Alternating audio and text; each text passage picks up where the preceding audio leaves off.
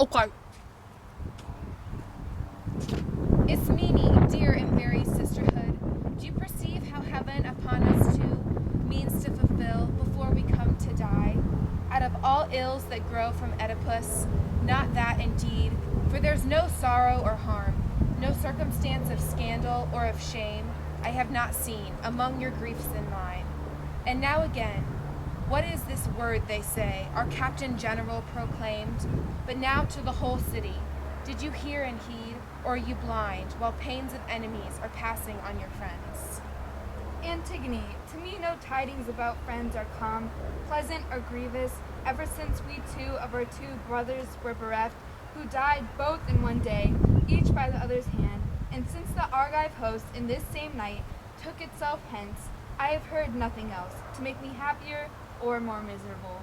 I knew as much, and for that reason made you go outdoors to tell you privately. What is it? I see you have some mystery.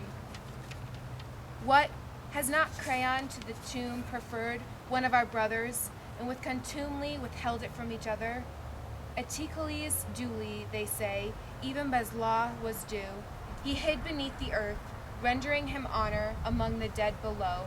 But the dead body of Polytonices, miserably slain, they say it not has been given out publicly. None may bewail, none bury. All must leave unwept, unsurpletched, a dainty prize for fowl that watch, gloating upon their prey. This is the matter he has proclaimed. Excellent Creon, for you heed, they must say, and mine, I tell you, mine. He moves hither, meaning to announce it plainly in the ears of such do as not know it, and to declare it is no matter of small moment. He who does any of these things shall surely die. The citizen shall stone him in the streets. So stands the case. Now you will quickly show if you are worthy of your birth or no. But, O rash heart, what good, if it be thus, could I help, or could I effect, helping or hindering? Look, will you join me? Will you work with me? In what attempt? What mean you? Help me lift the body up. What, would you bury him against the proclamation? My own brother and yours I will. If you will not, I will. I shall not prove disloyal. You are mad when Creon has forbidden it? From mine own he has no right to stay me.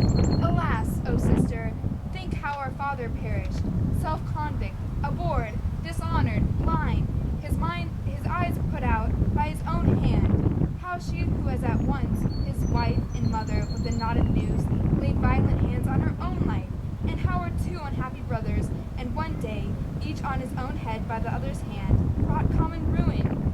We now left alone, do but consider how most miserably we too shall perish, if despite of law we traverse the behest of our or power of kings.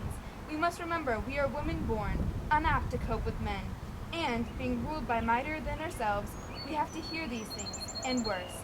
For my part, I will ask pardon of those beneath, for what perforce I needs must do, but yield obedience to them that walk in power.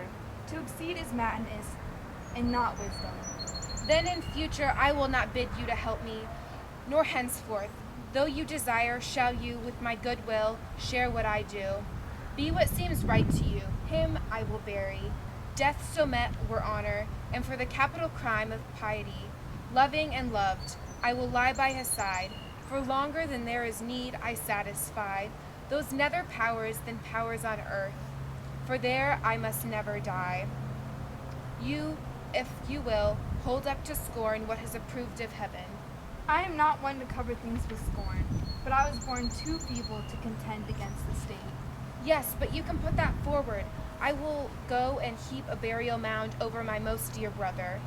My poor sister, how beyond measure do I fear for you. You do not suspend fear on me. Shape your own course.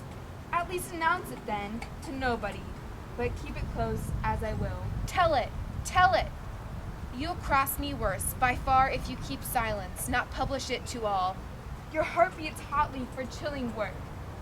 I know that those approve whom I must need to please. If you could do it, you desire impossibilities. Well then, I find I have no power to stir, I will cease trying.